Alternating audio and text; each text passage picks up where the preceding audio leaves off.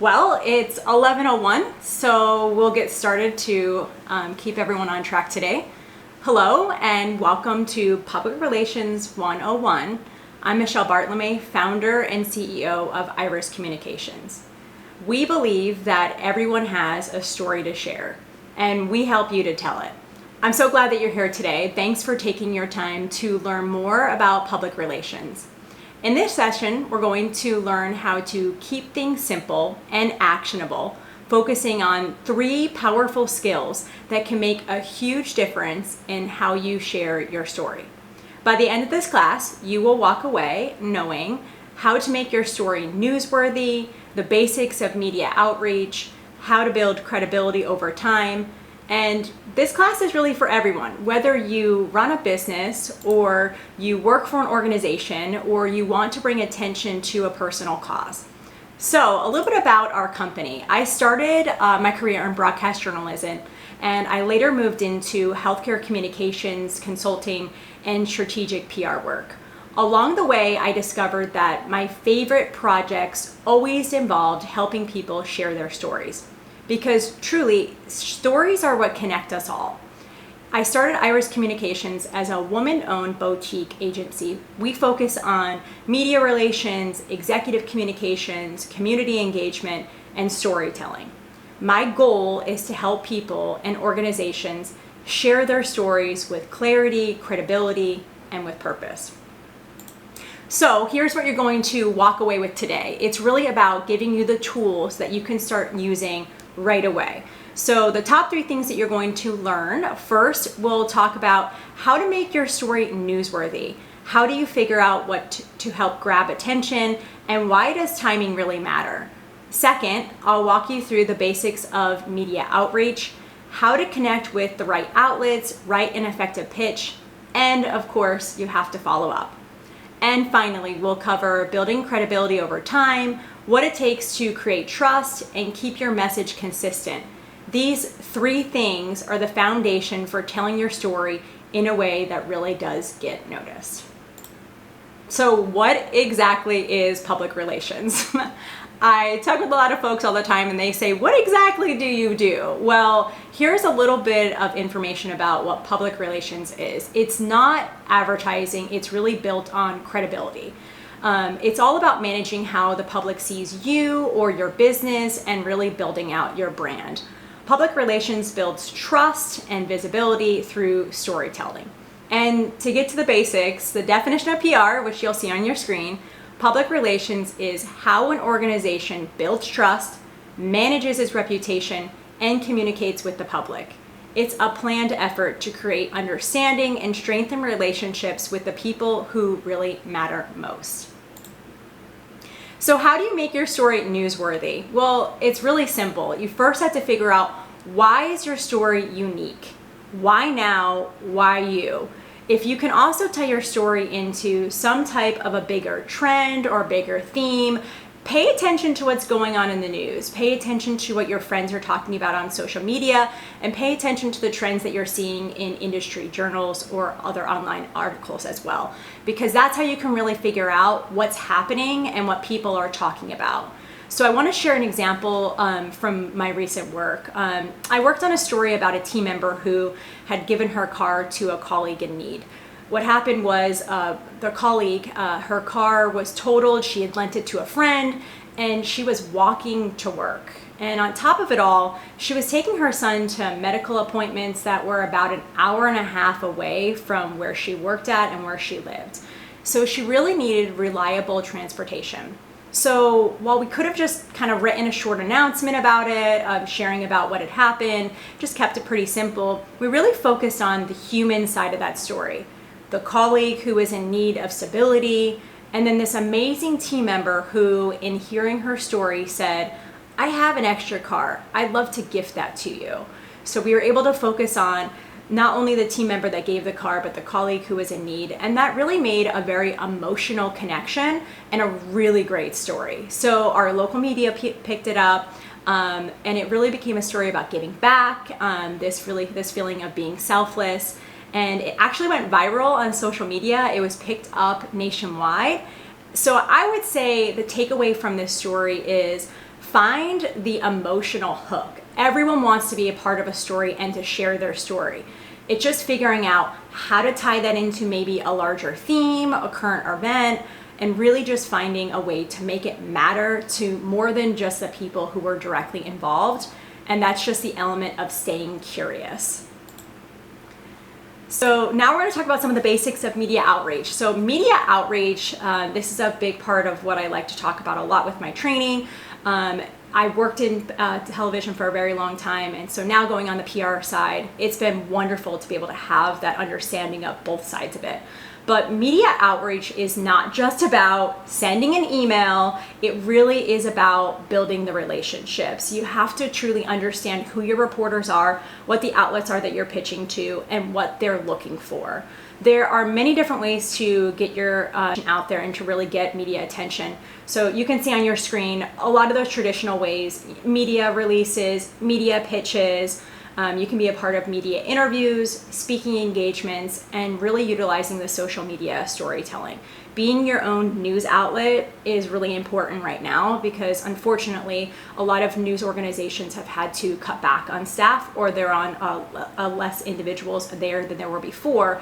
So building out your own kind of story pipeline is really important, and being your own best advocate for sharing those stories is very helpful. It also helps our local media partners when you're providing them with stories that you can pretty much give them all the who, what, where, when, why, with a pretty low bow on it, with photos, video to go along with it, and really giving them the facts they need to share the story.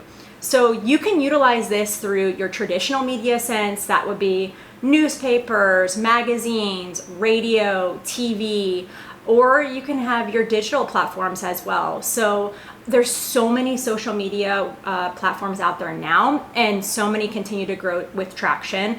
But some of the big ones that we've just seen lots of good interest in is Instagram, Facebook, LinkedIn. Nowadays, you've got TikTok. We're exploring Threads right now, and exploring Substacks and other ways to really share. And then also finding your Facebook groups within that to be able to share your story is really important. There's also blogs. You can have your email newsletters nowadays, sharing through podcasts and live streams. Podcasts are growing more and more in importance and getting attention through those as well. And that allows for a longer period of time to share your story, as opposed to a traditional sense where there's a shorter time frame for your interviews. You're allowed to have 30 minutes, maybe even an hour sometimes on those podcasts, to really share more about who you are or what the story is. And then additionally, your online news platform. So I wanted to share a quick story about one way that I like to try to make that relationship with our media partners. So in a recent campaign, I wanted to connect with local media that were in a new market that we hadn't been in before. So rather than just sending out an introduction email, kind of blanket, not really having any personalization to it, I went and delivered a healthy treat to newsrooms on Election Day. Election Day traditionally is a time where reporters are working really long hours, and likely they're having like pizza for dinner. They're working hard, they're trying to get information out for their community. So it was a really nice way of a small gesture to lead to real conversations about our organization, about the work that I do, and the coverage followed naturally. Because really what I did with that was, it wasn't just making the connection, it was trying to establish a relationship. So that way, when we're looking for ways to get our story out there in the future, they know to come to myself, my organization, for those questions. So the point really of that story is, sometimes your first step isn't the pitch itself, it's making that human connection. Once you have that relationship, your emails get read, your calls get answered, and your pitches really do get taken seriously. From working on the opposite side of it, I can tell you there were so many great PR folks who made me feel seen and really were there for me just if I had additional questions to ask, or if I was looking for maybe a community member I didn't know who to get a hold of. They became my go-to. They became the ones I went to for not just a story about their organization or them, but also to ask how to get involved with other organizations. So it's really important to build that credibility. And building credibility over time it's just really important. And it's really important to do that not only within the work that you're doing, but within the community. And that's where we talk about community engagement. Community engagement means building meaningful relationships by showing up, supporting others, and really being a part of that conversation. Some easy ways to do this include, you'll see on your screen there some examples I have, but partnering with your local nonprofits or events, sponsoring or speaking at community gatherings, hosting educational workshops or open houses, volunteering or serving on local boards, supporting causes that align with your values, and also continuing to share your community stories through your channels. So I'm really involved with community service. I very much believe in giving back out to the organizations and communities that support you as well. So I want to share a good example of community engagement from my work that I do with the Rotary Club. I'm a part of the Rotary Club of Flagler County. I've been in Rotary for over 15 years. Motto is service above self. So there's a great event that our local Rotary Club does called Fantasy Lights. It is a holiday event. And every holiday season, our Rotary Club transforms our local park here in Palm Coast into a beautiful lights display. And the money that we raise goes back out into the local nonprofits and local organizations. Families look forward to it every year, and it's really become a holiday tradition. So much so that it's the 20th anniversary this year, and that event itself has raised over $375,000. So that's a testament to the community really seeing it as something that's important within their community. Consistently showing up for our community in this way really helps to build that trust and recognition that I'm talking about. People know about the event, they talk about the event, they connect with the Rotary values, and that same principle really does apply to public relations. When you're consistently showing up and giving back to your audience, you become a trusted presence that people really do want to support. So again, I'm talking about the building relationships a couple of times here, but it's really key to the work that we do. Public relations is really built on trust, that strong, lasting relationship that helps to amplify your message and protect your reputation as well. You're building the trust through transparency, you're creating the relationships by building the activities, and then you're also establishing the clear communication channels. Your story has to be newsworthy to get the attention, and you have to know how to get in front of the right people. But you also have to keep showing up so that it's not just a one-time headline, but you really do become a trusted voice where people keep coming back to it.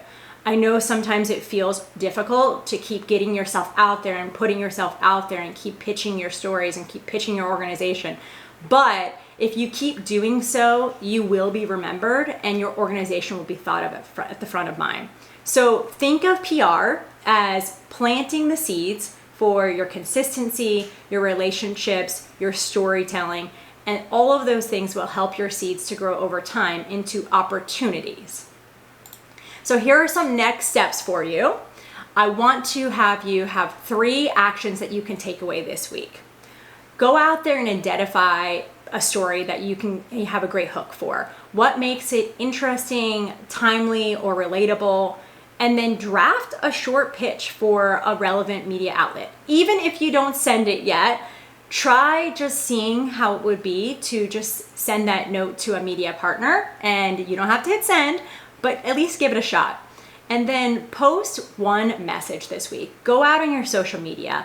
Post something that builds up your credibility. Whether it's a helpful tip, celebrating a success, or highlighting a community involvement. If you commit to doing just one of these 3 things or all of them regularly, you will start building the momentum that you need to really help to tell your story. So with that, I want to say thank you for joining me. I'm going to open up for questions because I think that's really important, but I would love for you to stay connected with us. We are online, irispublicrelations.com. We have all the social media channels, Instagram, LinkedIn, TikTok, trying out Threads, Substack. But really reach out, ask questions, because I'd love to help you to help share your story and get it in front of others. I believe that everyone has a story worth sharing, and I hope today that this is giving you some confidence to help share your story as well. So I'm going to stop sharing my screen so that anyone has questions, you can ask me questions. I hope that I was able to keep this nice and short for you all, because I think you're joining me on a lunch break, perhaps. Any questions about anything? I can see you guys on there. I don't know if you can come off of mute if you have a question. Yes, I have a question. Hi, April. Thanks for joining us. Yes, thank you so much. This was great. And it was very brief, which is appreciated. I could have listened more, though. I really could have. I want to know what your recommendation is in regards to posting on social media. How often do you recommend posting? Yeah, it's a great question. So the algorithms continuously change on social media. And so there's lots of different platforms within within overall of social media. So I would say if you're posting onto more of that kind of workplace, LinkedIn type of an environment, once a day is probably very successful at this point in time. If that's too much for you, look at once a week. If that's too much for you, look at once a month. But staying really consistent on that. Within LinkedIn, the algorithm actually kicks off if you do additional posts within a day. But if you're looking at something like a TikTok, 3 to 5 times a day is what a lot of these really big influencers are sharing, gets them the best algorithms. I would say it's not just posting though, April, it's also going back and engaging with other people's posts. Because the more that you're liking, sharing, commenting on what other people are saying, the more you get pushed up higher within that algorithm that's built. So, it's whatever works for you though. A lot of people, once a day is not going to happen. Maybe we can make once a week, but I would say just start and try to be as consistent as you can. For an organization, building out a social media content plan is super key. So, for example, within our Rotary Club, which is a volunteer organization, we've built out a social media plan for the full year. And we have, every week, we have 2 things that we're posting at a minimum, but we also build out a monthly content plan. So if there's something that we can focus on in January, we're working on that now in advance of what we're gonna share then. So to answer your question, it depends on the platform, but I would just say as much as you are able to do is very beneficial. You've seen it, social media continues to grow, and I don't think it's going anywhere. I think it'll just continue to be something that's going to be really important in the future. Good question, April. Thank you. I've got a question for you. What is an easy way to get your story out into the community? If you're not really, latched into the community, what are some easy ways to go out if you're just getting started? Yeah, so I keep on going back to social media just because I really do see this non-traditional sense as something that continues to grow, and it makes it so that almost anyone can really get something out there and really share. So I would say if you want to share more about who you are or maybe something that your organization is doing, find the who, what, where, and why of it. Get a photo for it, maybe get some individual video for it. Post it on your own social media or post it on the organizational social media. Start with that. But afterwards, there are great local publications that really do want to hear from you. And in fact, they would really welcome your content. So if you have maybe an event that you have coming up and you have the date already prepared, you already know what you're trying to achieve with that event, you can tee that up to a local publication and share with them about that event that's going to be coming forward in advance in the hopes that maybe they would attend that event. Or maybe it's post-event after you've done something where you've raised money to get back out to the community or whatever it might be for your organization. Sharing afterwards those photos, that video, maybe it's a ribbon cutting ceremony, whatever that looks like. But you can package that really nicely for our local media partners, and they appreciate that. And it also allows you to get your story out there as well. So I'd say that those are good ways to start. If you're really new to just getting your story out there, just try sharing something on your own individual platforms first and build your community. Good question, thank you. Any other questions? I can keep going for the next 40 minutes or so if you'd like about other things with PR, but really just here to help give you any questions you might have. Thought this would be a great way to provide some nuggets of information to folks that are interested in sharing their story.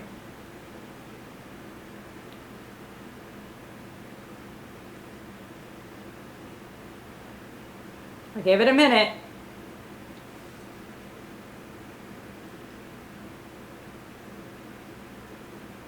I think you're on mute if you're trying to speak.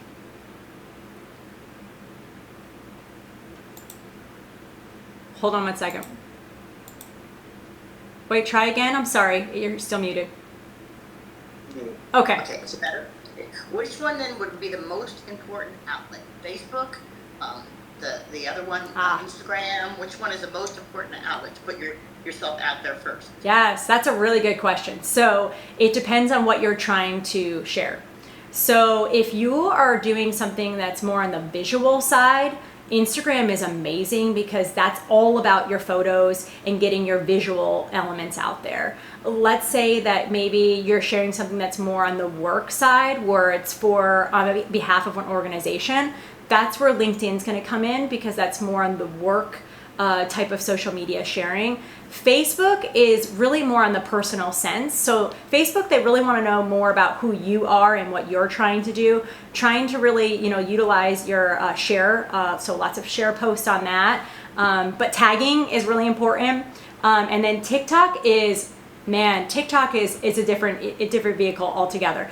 They're really looking for short clips within that and super fast. Trying to grab attention really quickly within influencers. That's what I'm seeing, are just really short clips because people are scrolling nowadays when they're at work. They're scrolling through social media, and that's really what they're looking for is those short clips. So I would say it depends on who you are, what your organization is, and what exactly you're trying to achieve. So if you've got a really visual platform, using the Instagram would be a really good one. If you're looking for something to get out that's kind of a bit more on the shorter side, you can do a short clip for it, put it up on TikTok.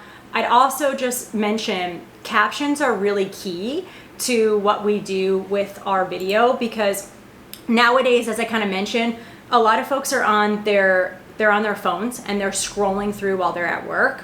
So captions are going to make it so that they can actually understand what you're saying, as opposed to if you just have your video on there and there's no captions, they're not getting what you're trying to put out there.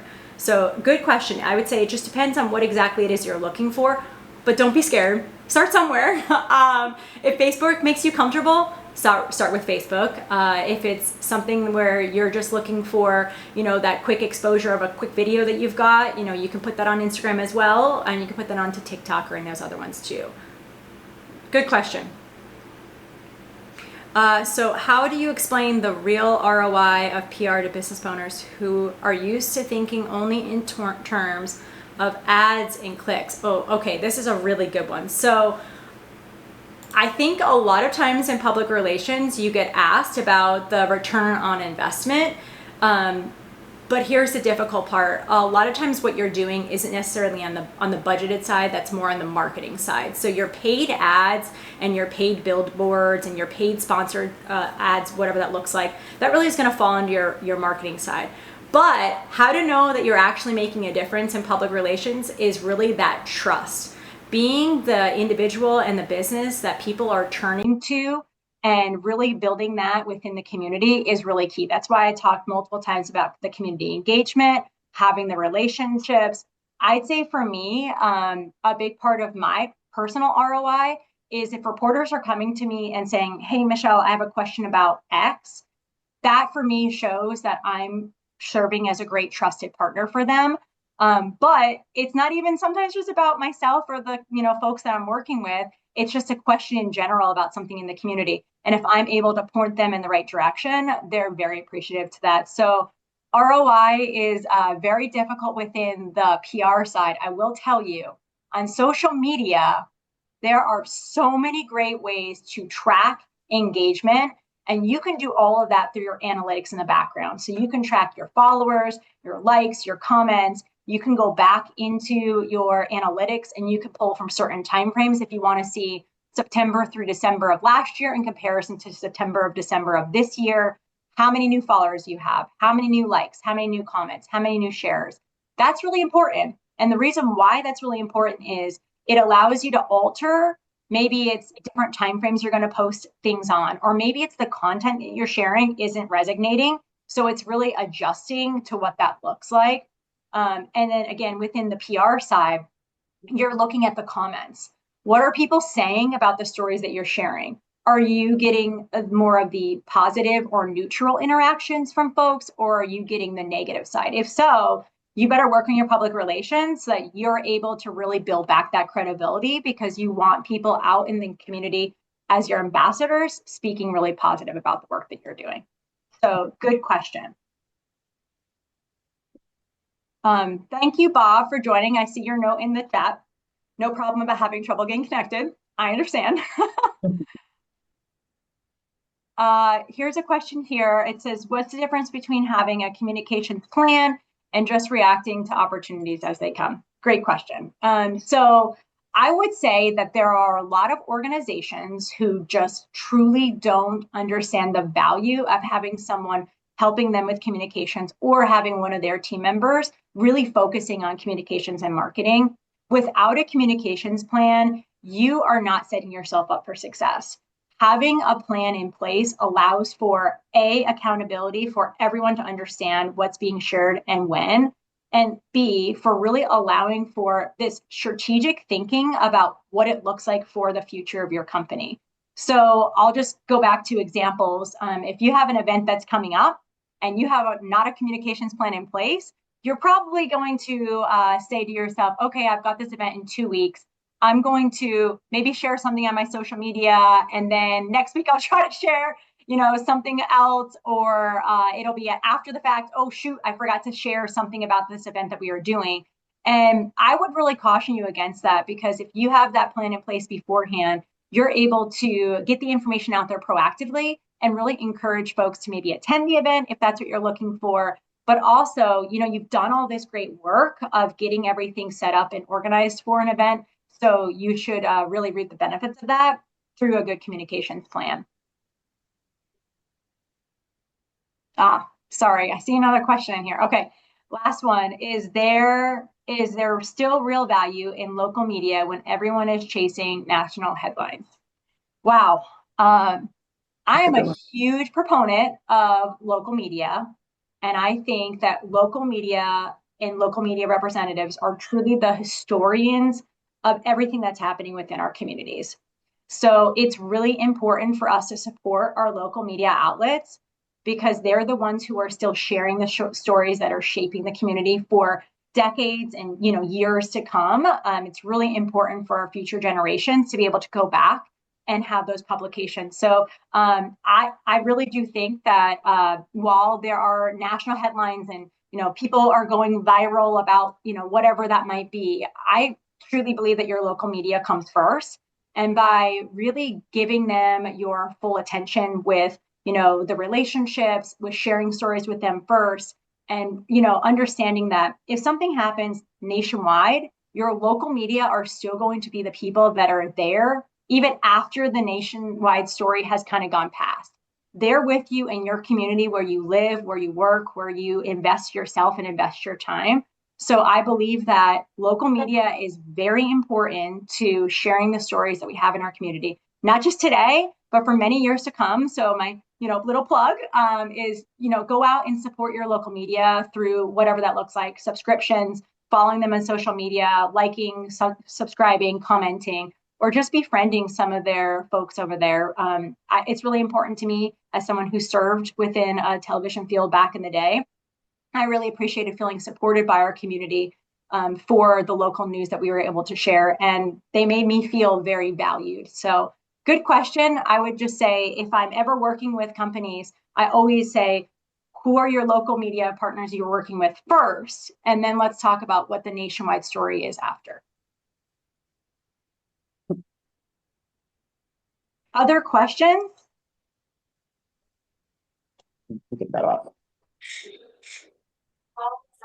It's okay if you don't have any more. I think you all know how to get a hold of me, and I hope that I'm able to be a resource for you moving forward. I would just say, get out there and share something. Try to share your story in some way, even if it feels uncomfortable putting yourself out there. It really is important to continue to get yourself noticed. So back to my takeaways, find a small story this week that you can share something about. If you want it to be about yourself personally, fantastic. If it's about your organization, that's great too. And then write a little media pitch. You don't have to send it, but how would you pitch this? Why is it important to them? Because media organizations are getting hundreds upon maybe thousands, depending on where you're sending it, of media pitches daily. Your story really needs to rise to the cream of the crop for them to consider it.